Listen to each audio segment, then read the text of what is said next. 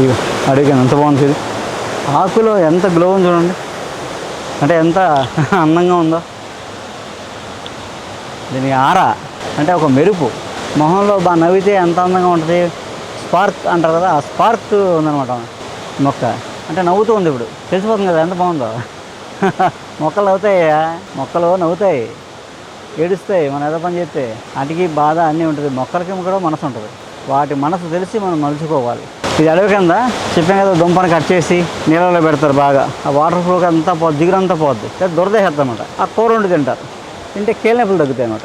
అలాగే పైల్స్కి తింటారు దీని దుంప.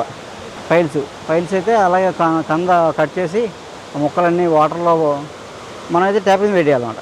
నీళ్ళన్నీ పోతే అప్పుడు మన కూరలో కంద కూరలో వండేసి తినేయడమే. కంద కూరలో వండుకుని తింటే ఆ పైల్స్ కంప్లైంట్ తగ్గిపోద్ది, పిలకలు అయిపోతాయి, ఆ బ్లీడింగ్ అయిపోద్ది, పెయిన్ తగ్గిపోద్ది, మళ్ళీ పైల్స్ రావు వేగానే.